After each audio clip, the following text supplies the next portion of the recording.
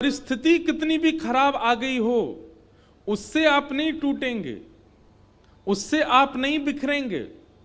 बिखर आप तब जाते हैं जब परिस्थिति भले ही सामान्य हो, लेकिन आप अपने विश्वास का और धैर्य का त्याग कर देते हैं। आध्यात्मिक व्यक्ति के कुछ लक्षण होते हैं। अगर अभी हमसे पूछा जाए कि आध्यात्मिक व्यक्ति कौन है, तो हम कहते हैं कि जिसने तिलक लगाया हो वो आध्यात्मिक है, जिसने कंठी पहनी हो वो आध्यात्मिक है, जो धोती पहनता हो वो आध्यात्मिक है, जो हर महीना हरिद्वार जाता हो, गंगा स्नान करता हो। और यहां से तो नेकी दूरी है गंगा जी की। हमने यहां पास में एक जगह है उझानी, वहां कथा की है एक बार। आज उझानी से भी एक वैष्णव आए हैं, तब हम गए थे गंगा जी। तो गंगा जी भी यहां समीप ही हैं।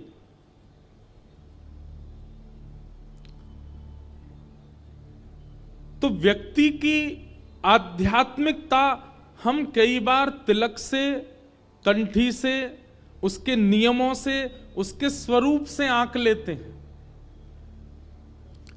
परंतु आध्यात्मिक व्यक्ति का सबसे बड़ा यदि प्रमाण यदि कोई है तो वो ये दो ही हैं।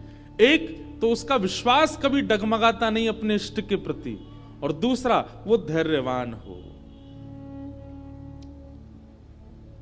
बहुत सावधानी से सुनिएगा बातों को।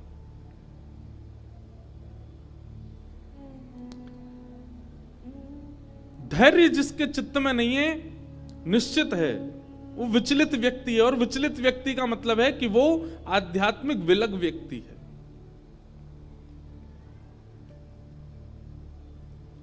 इसलिए कुछ ना भी हो तो कम से कम कथा से, इन सत्संगों से, इन प्रसंगों से ये प्रयास करो कि चित्त में धैर्य आवे। धैर्य का मतलब आलस से नहीं होता। कल जब मैं कथा के लिए यहां पहुंचा तब 7 बज चुके थे। कितने लोग यहां जो बैठे थे, कईयों ने बताया, बोले कई तो महाराज जी 1 बजे से ही बैठे थे। लेकिन 1 बजे से 7 बजे तक जब कथा शुरू की तो ऊर्जा कम नहीं हुई। उनके मुखमंडल की प्रसन्नता और उनकी ऊर्जा उतनी ही थी। यह धैर्यवान व्यक्ति का लक्षण है, और यह कहीं ना कहीं आध्यात्मिक व्यक्ति का लक्षण है कि वो धैर्य नहीं त्यागता। धत्ते धैर्यम तुयो धीमन, श्रीमद् भागवत के महात्म्य में कहा गया कि धैर्य धारण करो। विचलित हो जाने वाला व्यक्ति, जिसके अंदर बिल्कुल पेशेंस नहीं है, कहीं ना कहीं ये राक्षस स्वभाव है।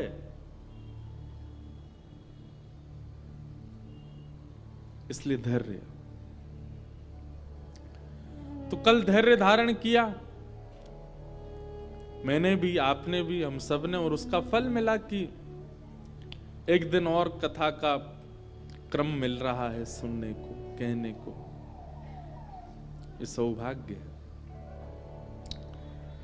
तो बिसौली में भागवत जी की कथा का प्रारंभ हुआ। एक प्रकार से आज द्वितीय दिवस है और दूसरे प्रकार से आज पहला दिवस है। बड़े आनंद और भाव के साथ हम सब लोग श्रवण करेंगे। अब क्योंकि कथा 8 दिन की है, 21 तक है, इसलिए जो कृष्ण जन्म चौथे दिन होना चाहिए अब वो 5वें दिन होगा। मतलब कल पहला दिन, आज दूसरा, कल तीसरा, परसों चौथा, उसके अगले दिन अब कृष्ण जन्म होगा। एक एक दिन उत्सव आगे होंगे। इस प्रकार से क्रम रहेगा। आइए हम आप सब लोग मंगलमयी कथा में प्रवेश करते हैं। उनके भावों को श्रवण करते हुए फिर आज मंगल प्रवाह में गोते लगाएंगे। बोलो वृंदावन बिहारी लाल की। मंच पर विराजमान हमारे समस्त विप्रवृंद, समस्त गंधर्वजन और आप सभी श्रोता भाई बंधु मातृ शक्ति, बालक मित्र सखा, सबको बिसौली निवासियों को, बदायूं से आए लोगों को, आसपास के क्षेत्रों से जो भी आए सबको जय श्री कृष्ण, जय सिया राम, जय श्रीमन नारायण। जन्माद्यस्य यतोऽन्वयादितरतः चार्थे स्वविज्ञस्वराट् तेने ब्रह्म हृदय आदि कवये मुह्यन्ति यत्सूरयः तेजो वारिमृदां यथा विनिमयो यत्र तृषगो मृषा धाम्ना स्वेन सदा निरस्तकुहकं सत्यं परम धीमहि।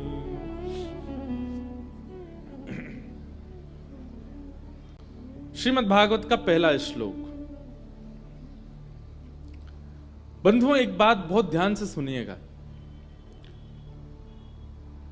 आप लोग 2 बजे से पहले कुछ भी करो और 5, 5:30 कथा विश्राम हो, उसके बाद कुछ भी कीजिए, पर जितनी देर व्यास मंच पर व्यास विराजमान है उतनी देर आपको कुछ नहीं करना, केवल सुनना है और एक एक शब्द सुनना है। क्योंकि यहां बैठने के बाद मैं अपने वश में भी नहीं होता। मैंने अनुभव किया है, यहां मैं सोच विचार के कुछ भी आऊं वो निकलता ही नहीं। यहां वो निकलता है जो आपके लिए आवश्यक होगा। इसका मतलब ये मेरी वाणी नहीं है, ये व्यासपीठ की ऊर्जा बोलती है।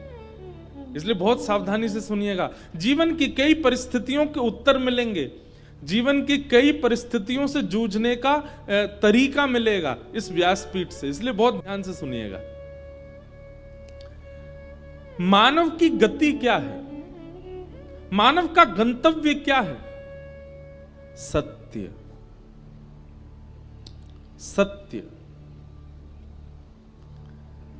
अब उस सत्य की प्राप्ति के लिए व्यक्ति किसी भी भाव का आश्रय ले, किसी भी भाव पर चले, किसी भी पथ पर चले, उसका गंतव्य सत्य है। कोई व्यक्ति संसार के ऐशो आराम करके सत्य प्राप्त करना चाहता है, कोई आध्यात्मिक बन के प्राप्त करना चाहता है, कोई कर्म करके प्राप्त करना चाहता है, कोई दुनिया भर के वैभव को कमा के प्राप्त करना चाहता है। सबकी गति एक ही है, सत्य, और वो सत्य ही परमात्मा है। अरे कहां तक कहें, चोर चोरी करते हैं, डाकू डकैती डालते हैं, उनका भी गंतव्य यही है, सत्य। जबकि इस असत्य का ही सहारा लिया उन्होंने, लेकिन फिर भी उनका गंतव्य सत्य होता है। संसार में हर व्यक्ति की एक ही गति है, सत्य। हमने अनुभव किया है कि व्यक्ति अगर अपने प्रारंभिक काल में नास्तिक स्थिति में है, भगवान को नहीं मानता, कथा नहीं सुनता, मंदिर नहीं जाता,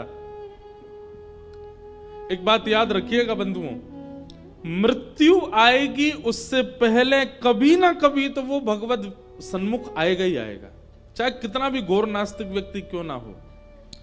घोर नास्तिकता में किसी ने अपने प्राण त्याग दिए हों, ऐसा नहीं हो सकता। भले ही मृत्यु से एक क्षण पहले भगवान की याद आए, लेकिन आएगी जरूर। व्यक्ति नास्तिक रहकर के अपना जीवन व्यतीत नहीं कर सकता। कभी ना कभी तो उसको ये बात समझ में आएगी कि भाई कोई सत्ता तो है जिस सत्ता के अधीन मुझको होना है। आपको पता है, कोरोना काल के बाद आध्यात्मिकता ज्यादा बढ़ गई लोगों में। वृंदावन में, अयोध्या में, द्वारिका में, बद्रीनाथ में, सब जगह भीड़ तो होती थी, पर सुनामी कोरोना के बाद आई है। इतनी भीड़ हो गई है वृंदावन में, तो अब हम ब्रज के वासी, वृंदावन निवासी, हमें तो वृंदावन में निकरवे में यूं लगे कहां जाएं, कैसे जाएं, इतनी भीड़ कैसे। इस कोरोना काल में व्यक्ति को एक चीज समझ आ गई, और विशेष रूप से नास्तिक लोगों को, कि भाई इस संसार में कोई व्यक्ति ऐसा है जिससे प्रार्थना करनी पड़ेगी तभी हम बच पाएंगे, नहीं तो नहीं बच सकते। ना तो डॉक्टर बचा पाएंगे, ना दवाइयां बचा पाएंगी, ना कोई ऐसी चीज बचा पाएगी। केवल और केवल ठाकुर ही बचा सकते हैं। तो कितना भी नास्तिक व्यक्ति हो, कितना भी भगवत विमुख व्यक्ति हो, वो कभी ना कभी तो भगवत सन्मुख होगा। बिना भगवत सन्मुख हुए उसका काम नहीं चल सकता। तो हमारी गति क्या है? प्रत्येक मानव की गति क्या है? सत्य। और वही सत्य परमात्मा है। जिस दिन संसार की वास्तविकता समझ में आने लग जाए, जिस दिन संसार का स्वभाव समझ में आने लग जाए, जिस दिन परमात्मा के संबंध की वस्तु प्रिय लगने लग जाए, उस दिन यही समझिएगा कि आपको सत्य की प्राप्ति हो रही है। सत्य यानी राधा रमण की प्राप्ति हो रही है।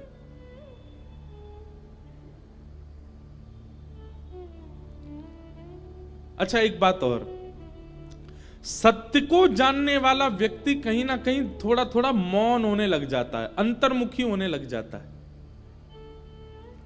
व्यक्ति बोलता ही तब है, व्यक्ति हल्ला ही तब मचाता है, व्यक्ति फड़फड़ाता ही तब है जब तक उसको सत्य की पता नहीं चलती।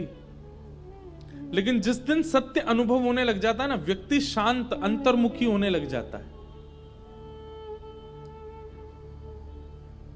आपका स्वभाव शांत होता जा रहा है, आप सहज होते जा रहे हो, आपको ज्यादा संसार से अब मतलब सा नहीं रह गया है, सबकी स्थितियां सामान्य जैसी होती जा रही हैं, ना ज्यादा प्रसन्नता ना ज्यादा शोक, ऐसी स्थिति आपके चित्त में प्रकट होने लग गई है। समझ जाइए कि आप कहीं ना कहीं सत्य के समीप आ रहे हो। अभी हमारी स्थिति ऐसी है, जरा सी कोई घटना हो जाए तो हम विचलित हो जाते हैं, जरा सा कुछ अच्छा हो जाए तो हम उछलने लग जाते हैं, तो कहीं ना कहीं हम सत्य से दूर हैं। लेकिन कुछ बहुत अच्छा हो जाए तब भी आप सम हो, और कुछ बहुत ही बुरा हो जाए तब भी आप विचलित ना हो, तब समझना कि आप सत्य के समीप हो। बच्चे का जन्मदिन होता है ना, हर साल अपने जन्मदिन में वो एक्साइटमेंट उसकी बढ़ती जाती है। जन्मदिन वाले दिन वो इतना नाचता है, इतना खुश होता है, आज मेरा जन्मदिन है। लेकिन 27-28 की आयु पार होते होते जन्मदिन फिर अच्छे नहीं लगते। फिर रोज के भांति, जैसे रोज के दिन होते हैं वैसा ही दिन हो जाता है जन्मदिन वाला भी। हमने अभी कुछ 2 सालों में अनुभव किया, इसलिए मैं बता रहा हूं। 25 के बाद में कहीं ना कहीं, अच्छा एक चीज होती है कि 25 से पहले आप किसी चीज को अनुभव करके बहुत प्रसन्न हो रहे थे, लेकिन जब 25 की आयु पार होने लग जाती है ना, तो फिर वही स्थिति आपको अति प्रसन्नता नहीं करती, क्योंकि आप वास्तविकता से अवगत होते चले जाते। उसी वास्तविकता में यदि आध्यात्म आ जाए, यदि सत्संग आ जाए, यदि कथा आ जाए, तो सोने में सुहागा है, वो और स्थिर कर देगा। श्रीमद् भागवत के प्रथम श्लोक में उसी परम सत्य को वंदन किया गया जो हमें स्थिर करना सिखाता है। सत्यम परम धीमहि। वो सत्य कैसे हैं, भगवान कैसे हैं? जन्माद्यस्य यतोऽन्वयाद् इतरतः। जो जन्म मृत्यु के बंधन में कभी नहीं बंधते, जो विज्ञ हैं अनविज्ञ नहीं है, सब जानते हैं। संसार में कितना भी व्यक्ति लीपापोती करके आ जाए, ठाकुर जी फिर भी पहचान जाते हैं कौन कैसा है। ब्रह्मादि देवता भी जिनके सामने हाथ जोड़ करके खड़े रहते हैं, बड़े बड़े देवता भी जिनकी लीला पर मोहित हो जाते हैं, पृथ्वी जल अग्नि वायु आकाश पंचतत्व जिनके अधीन है, ऐसे परम सत्य भगवान को हम बारंबार प्रणाम करते हैं, उनको वंदन करते हैं। परमात्मा सत्य है। भागवत जी के द्वितीय श्लोक में धर्म, विषय, अधिकारी, संबंध और प्रयोजन, इन 4 बातों को बताया गया। धर्म प्रोजित कैतवोत्र परमो निर्मत्सराणां सतां वैद्यं वास्तवमत्र वस्तु शिवदं तापत्रयोन्मूलनम् श्रीमद्भागवते महामुनिकृते किं वा परैरीश्वरः सद्यो हृद्यवरुध्यते त्रिकृतभिः शुश्रूषुभिस्तत्क्षणात्। सबसे पहली बात बहुत ध्यान से सुनिएगा, भागवत का विषय क्या है? आप लोगों की कथा सुनने का उद्देश्य क्या है? क्यों आए हो आप सुनने? हम बताएं। कई लोगों का उद्देश्य क्या होगा कि हम अपने आध्यात्म के बारे में और जान पाएंगे। कई लोगों का उद्देश्य क्या होगा, कथा सुनने से हमारे पूर्व के कई पाप होंगे वो सारे नष्ट हो जाएंगे। कई लोगों का उद्देश्य क्या होगा, कथा सुनने से हमारा आगामी जीवन जो होगा ना वो सुखमय हो जाएगा। हमारे जीवन में जो आपत्ति विपत्ति पीड़ा आने वाली है वो शायद कथा सुनने से कम हो जाएगी। कई लोगों का उद्देश्य क्या होगा, कथा सुनने इसलिए आए हैं किसी को दिखाने के लिए कि देखो मैं कथा भी सुनता हूं। कई लोग इसलिए ही कथा में आते हैं कि मेरा पड़ोसी भी जा रहा है, मेरे वो रिश्तेदार भी आ रहे हैं, उनको देख करके ये तो पता चलेगा कि हाँ चलो ये कथा। एक बार मेरी कहीं कथा हुई, तो वहां कथा हुई तो कोई व्यक्ति आया, बोले महाराज जी हम अपने बेटे का ब्याह कर रहे हैं। मैंने किससे? एक कन्या है वो रोज आपकी कथा में आती है, उससे ब्याह कर रहे हैं। मैंने कहा अच्छा। 1 साल पहले वो लोग मिले तो ब्याह हो चुका था। बहुत सावधानी से सुनो भैया, ये बीच में जो ये क्या खुशबू लुटा रहे हैं, आप पीछे से लुटा दो, ऐसे श्रोताओं के आगे आओगे तो सब बेचारे कथा सुनना भूल जाएंगे। हाँ, मच्छर मारने की दवा भी है क्या? जहां खाली कोई बैठा नहीं हो वहां घूमे आओ, और बाकी यहां कथा की सुगंधी फैलने दो। ये रेडीमेड सुगंधी से क्या होगा? लेकिन सुगंधी है, बढ़िया है, यहां मंच तक आ रही है। आप अच्छा फिर छिड़क रहे हो? अरे वहीं से घूम के चले जाओ। दे दो भैया, जगह दे दो इनको। बोलो वृंदावन बिहारी लाल। मेरा और इनका एक सही काम है, बस काम में थोड़ा अंतर है। सुगंधी दोनों फैला रहे हैं, मैं बैठ के ये घूम घूम के। अच्छा है।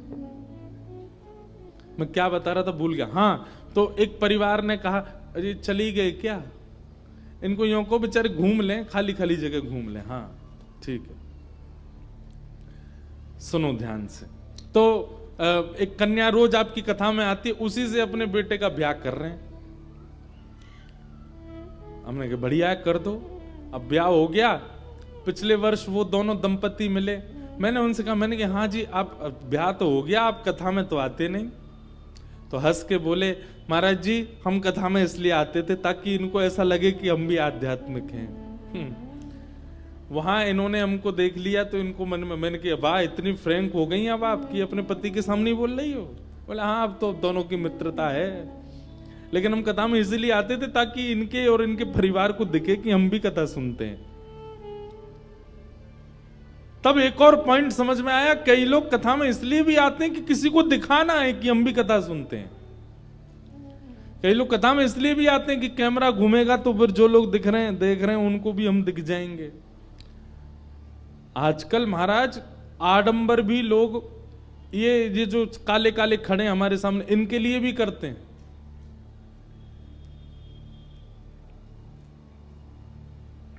फ्लाइट में एयरपोर्ट पे कहीं जाओ तो लोग बाग प्रणाम जय श्री कृष्ण बाद में करते हैं, पहले फोटो खींच लेते हैं। इतना ज्यादा आजकल इसका ट्रेंड हो गया है कि इसी के लिए ही सब लोग कर रहे हैं सब काम। हमने एक बार कही थी कि वृंदावन में यदि बाहर वहां के नगर पालिका वाले अगर नियम बना दें कि जितने दर्शनार्थी वृंदावन आ रहे हैं, नियम है क्या, मोबाइल फोन बाहर छोड़ के जाओ, सीमा से अंदर मोबाइल फोन प्रवेश नहीं है। वृंदावन में अपने आप भीड़ कम हो जाएगी। अरे फोन नहीं ले जा सकते, अब कैसे जाएं वृंदावन? तो कथा सुनने का लोगों का अलग अलग कारण होता है।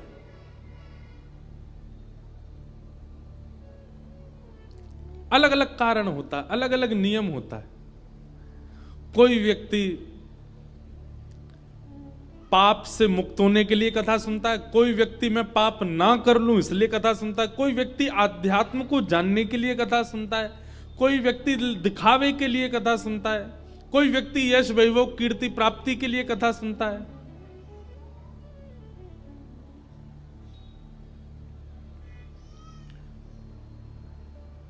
और कोई व्यक्ति, और सुनो, कथा में कई लोग इसलिए भी आते हैं अपनी बहू को लेके, बेटे को लेके, क्यों? कथा सुनो, कथा सुनने से तुम्हारे यहां अच्छी संतान होगी, इसलिए भी कथा सुनते हैं। पर कथा सुनने का एक ही उद्देश्य होना चाहिए। क्या? हमारे चित्त में परम धर्म प्रकट हो, इसलिए कथा सुननी चाहिए। परम धर्म किसे कहते हैं? दो बातें हैं, धर्म और परम धर्म। धर्म का मतलब होता है आत्म कल्याण और परम धर्म का मतलब होता है जन कल्याण। ये जन कल्याण की भावना जितनी हो सके मैं अपने चित्त में बढ़ाऊं, इस भावना से कथा श्रवण करनी चाहिए। अच्छा, जन कल्याण का मतलब क्या होता है? जन कल्याण का मतलब कंबल बांटना नहीं होता। जन कल्याण का मतलब गर्मियों में शरबत पिलाना नहीं होता। जन कल्याण का मतलब लोगों को अन्न राशन दान करना नहीं होता। जन कल्याण का मतलब होता है सबको भगवत मार्ग पर पहुंचाना। ये जन कल्याण है वास्तविक। सबको सत्य से अवगत करवाना, सबको जीवन में उनके उद्देश्य से अवगत करवाना, ये जन कल्याण है। किसने किया जन कल्याण? स्वामी विवेकानंद ने किया जन कल्याण। रामकृष्ण परमहंस ने किया जन कल्याण। भक्तिमती मीराबाई ने किया जन कल्याण। श्री कबीरदास जी ने किया जन कल्याण। सूरदास जी ने किया जन कल्याण। गोस्वामी तुलसीदास जी ने किया जन कल्याण। श्री नाभा गोस्वामी जी ने किया जन कल्याण। स्वामी श्री हरिदास जी महाराज ने, हितरवंश महाप्रभु ने, गोपाल भट्ट गोस्वामी ने, इन्होंने किया जन कल्याण। हम आप सब जो कर रहे हैं वो जन कल्याण थोड़ी है। हम किसी को कंबल भी बांटते हैं, अन्न आदि दे भी देते हैं, किसी के घर में राशन पहुंचवा भी देते हैं, उससे भी पुण्य मिलता है, कल्याण नहीं हुआ। और एक बात और कह दूं, अन्यथा मत लीजिएगा, पर 0.1% या 0.99%, 1% भी नहीं, व्यासपीठ भी करती है जन कल्याण। क्यों? 4 घंटा बैठ करके हम जो सुना रहे हैं उससे कहीं ना कहीं आपको जीवन में कोई ना कोई प्रश्न का उत्तर तो मिलेगा, कहीं ना कहीं परिस्थितियों से जूझने का अवसर तो मिलेगा। कल्याण उसको कहते हैं, जन कल्याण उसको कहते हैं जो आज कल परसों 3 दिन तक सहायक बना रहा, वो जन कल्याण नहीं। जन कल्याण उसको कहते हैं कि अंतिम श्वास तक उसका कल्याण बना रहे, वो जन कल्याण। उसी जन कल्याण को परम धर्म कहते हैं। तो श्रीमद् भागवत जी जो हैं वो परम धर्म के मार्ग पर हमको ले चलती, परम धर्म का अधिकारी हमको बनाती। वैद्यम वास्तव मत्र वस्तु शिवदम। भागवत जी का विषय क्या है? हमारे चित्त में परम धर्म का उद्दीपन होना, परम धर्म का प्रारंभ होना विषय। दूसरी बात, भागवत का अधिकारी कौन है? इस बात को बहुत ध्यान से सुनिएगा। आप इतने लोग कथा में आ रहे हैं, पर वास्तव में कथा का अधिकार किसको है? कथा में सुंदर वस्त्र पहनने वाला अधिकारी है? नहीं। बहुत धन लगाने वाला अधिकारी है? नहीं। सुंदर दिखने वाला अधिकारी है? नहीं। नगर का सेठ अधिकारी है? नहीं। भागवत का अधिकारी कौन है? जिसके चित्त में मात्सर्य दोष नहीं है। मात्सर्य दोष किसको कहते हैं? ईर्ष्या। ईर्ष्यालु व्यक्ति को कथा सुनने और कहने का अधिकार नहीं है। और क्षमा कीजिएगा, यदि आप लोग यहां इतनी संख्या में बैठे हैं और किसी के चित्त में यदि ईर्ष्या है, तो ईर्ष्यालु व्यक्ति 7 दिन लगातार कथा सुन ले, जीवन भर कथा सुन ले, कथा उसके जीवन को परिवर्तित नहीं कर पाएगी, क्योंकि ईर्ष्या उसके चित्त में है। और ईर्ष्यालु व्यक्ति यदि व्यास मंच पर बैठ जाए, तो यह भी बात बहुत ध्यान से सुनिएगा, उस ईर्ष्यालु व्यक्ति की बातों से किसी पर प्रभाव नहीं हो सकता।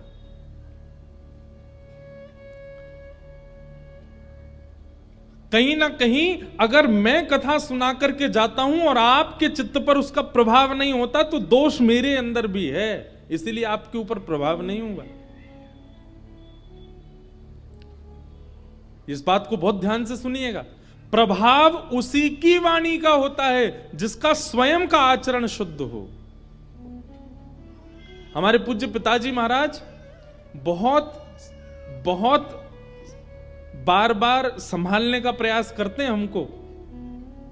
लाला, जे व्यासपीठ धन भी बहुत देती है, जे व्यासपीठ ऐश्वर्य भी बहुत देती है, ये व्यासपीठ सम्मान भी बहुत दिलाती है, परंतु ऐश्वर्य, धन, सम्मान, इन सबको संजोने के लिए अपना आचरण शुद्ध रखना।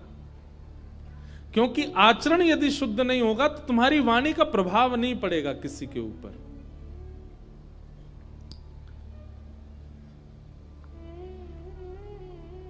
अब मैं पूछने तो नहीं आऊंगा कि किसके ऊपर प्रभाव पड़ रहा है, लेकिन कहीं ना कहीं आपका जीवन परिवर्तित नहीं हो रहा है। इसमें मेरी कथा सुनने के बाद में आपका जीवन परिवर्तित नहीं हो रहा है, इसमें दोष मेरा है, क्योंकि मैंने कहीं ना कहीं अपना आचरण शुद्ध नहीं रखा है, इसलिए वाणी का प्रभाव नहीं हो रहा है। वो एक बात आती है ना, बड़ी प्रसिद्ध है, कि एक माता जी अपने बालक को लेकर एक संत के पास गई और वो संत जिससे जो कहते थे वो हो जाता था। तो माता जी ने संत से कहा, आप मेरे बालक से कह दो ये चीनी बहुत खाता है, चीनी छोड़ दे। तो संत ने कहा, माता आज नहीं कहूंगा, 2 महीना बाद कहूंगा, 2 महीना बाद लेके आओ। 2 महीने बाद वो माता जी बालक को लेके गई, तो संत ने कह दिया, बोले तुम चीनी मत खाया करो, और बालक ने उसका पालन कर लिया। माता जी ने कहा, आपने 2 महीने का समय क्यों मांगा था? संत बोले, 2 महीना पहले मैं भी चीनी खाता था, पहले मैंने चीनी का त्याग किया, पहले मैंने चीनी को छोड़ा, तब मैंने इनको कहा कि तुम भी चीनी छोड़ो। यदि ज्ञान देने वाला व्यक्ति स्वयं आचरण में नहीं है, तो क्षमा कीजिएगा, सुनने वाले किसी का कल्याण नहीं हो सकता। इसलिए ज्ञान देने वाले को भी कभी ना कभी आचरण अपने अपनी कई बुरी आदतें हम मंच से ही बोल देते। क्यों? क्योंकि यहां से कहने के बाद फिर मन होता है कि नहीं, इसको शुद्ध करना है। जैसे हमारी टाइम की पंक्चुअलिटी थोड़ी बिगड़ती है, केवल कथा में ही नहीं, हमारे सामान्य व्यवहार जीवन में भी। हवाई जहाज आज तक ऐसा हुआ ही नहीं कि मैंने समय पर पकड़ा हो, वो भागते दौड़ते लटक के ही पकड़ा है मैंने हमेशा, और उसमें भी दोष मेरा नहीं, मैं पूरी व्यवस्था कर लेता। पर व्यस्तता इतनी बढ़ गई कि एक ही दिन में इतने कार्यक्रम होते हैं, कैसे करके क्या क्या करें, हो ही जाता है। तो इसलिए हम समय की पाबंदी पर ज्यादा किसी को प्रवचन नहीं करते। क्यों? हम खुद नहीं हैं, कैसे करें दूसरे को। हाँ, हमारे पूज्य पिताजी महाराज, पूज्य गुरुदेव भगवान, वो समय के पाबंद। अगर उन्होंने कहा कि हम सवेरे 5 बजे मॉर्निंग वॉक पे जाएंगे, तो 5 तब बजते हैं जब वो निकल जाते हैं, इतने समय की पाबंदी। मंच पर आने का समय 2 बजे है, तो जब वो प्रथम चरण मंच पर रखेंगे तो यही समझना, घड़ी नहीं देखनी पड़ेगी, 2 उसी समय बजे होंगे, इतने पंचुअल। तो जो आचरण में शुद्ध क्रिया करता है, उसी के प्रवचन से सामने वाले पर प्रभाव पड़ता है।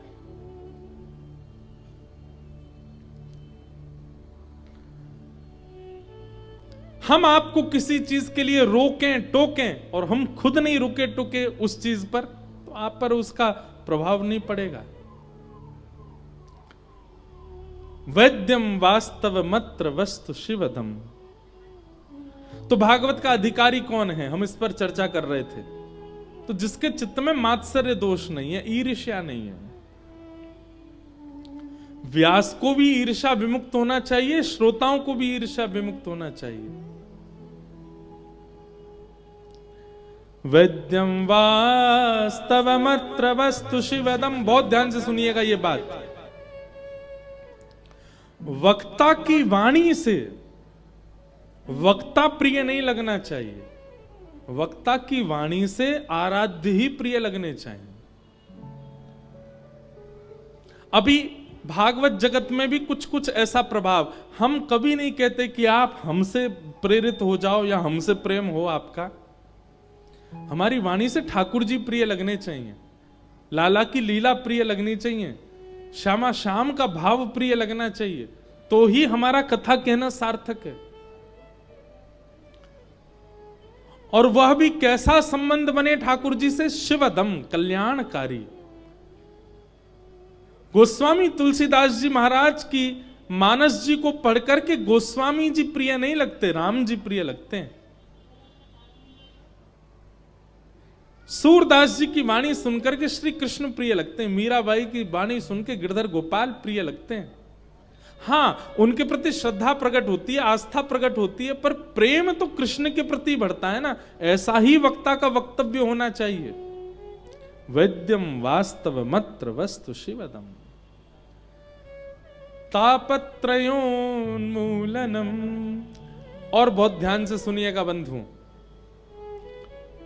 कथा सुनने वाले व्यक्ति के जीवन में कभी कष्ट नहीं आएगा, ऐसा हो ही नहीं सकता। जैसे सामान्य संसारी व्यक्ति के जीवन में कष्ट आता है, वैसे कथा सुनने वाले के जीवन में भी आएगा, परंतु अंतर केवल इतना हो जाएगा कि सामान्य जीवन जीने वाला व्यक्ति कष्ट आने पर टूट जाएगा, कथा सुनने वाला व्यक्ति, आध्यात्मिक जीवन जीने वाला व्यक्ति परिस्थिति आने पर टूटेगा नहीं, लड़ेगा, जूझेगा। कथा सुनने से पीड़ाएं दूर नहीं होती हैं। क्या नित्य सुबह घूमने वाला व्यक्ति, क्या खूब वर्जिश करने वाला व्यक्ति, बहुत अल्प आहार लेने वाला व्यक्ति, क्या उसको कभी कोई रोग नहीं होता? हो जाते हैं, परंतु वो रोगों से लड़ना सीख जाता है। और संसार में पड़ा हुआ व्यक्ति, वो छोटे से बुखार भी आ जाए तो भी बिस्तर पर पड़ जाता है। ठीक वैसे ही आध्यात्मिक व्यक्ति के जीवन में कितना भी कष्ट, पीड़ा, विपत्ति आ जाए, वो विचलित नहीं होता।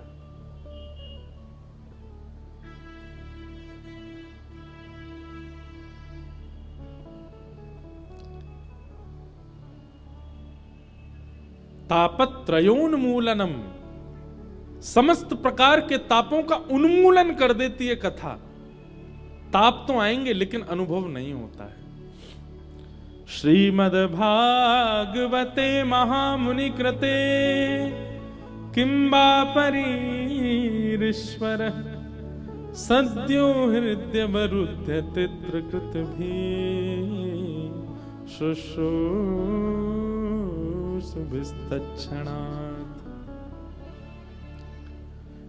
भागवत जी की कथा सुनने मात्र की इच्छा प्रकट हो जाए चित्त में, तो कहते हैं कि भगवान हृदय में विराजमान हो जाते हैं।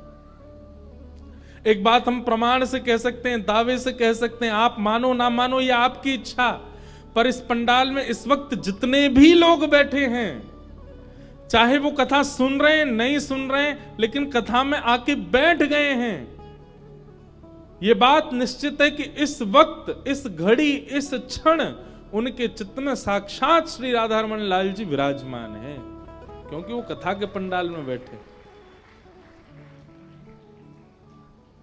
अगर इस क्षण हम में से किसी के भी प्राण चले जाएं, भगवान ना करे जाएं, पर प्राण का तो कोई भरोसा नहीं, पर चले भी गए तो निश्चित है भगवत धाम की प्राप्ति है। क्यों?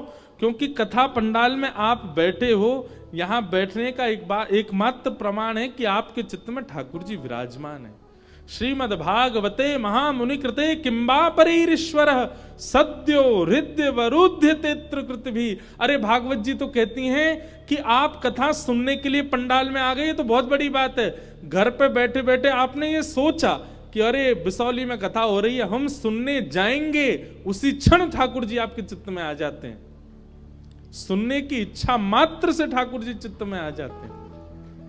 बस भैया करना इतना है, ठाकुर जी चित्त में आ तो गए पर सदा सर्वदा के लिए रह जाएं, सदा सर्वदा के लिए स्थिर हो जाएं। ये 7 दिन कथा के अवसर के रूप में मिले हैं, ये मौका मिला है हमको ठाकुर जी को सदा के लिए अपने चित्त में विराजमान करने का। इन 7 दिनों में ठाकुर जी चित्त में आकर के देख रहे हैं, परख रहे हैं हमको कि हम उनके योग्य हैं कि नहीं। जैसे ही 7वें दिन ठाकुर जी को ये अनुभव हो जाएगा, हाँ ये मेरा अधिकारी है, उसी दिन ठाकुर जी गर करके बैठ जाएंगे चित्त में। बना करके हृदय में हम प्रेम मंदिर, वही उनको झूला झुलाया करेंगे, वही उनको झूला झुलाया करेंगे। बहुत सुंदर भाव है। सब लोग नेत्र बंद करके ठाकुर जी का स्मरण करके और प्रार्थना करो कि बिसौली में ये कथा जो हो रही है नाथ, इससे आप हमारे चित्त में हो। इस वक्त कथा जब तक चलेगी आप चित्त में विराजेंगे। बस नाथ कृपा करना, सदा के लिए यहीं बैठ जाना।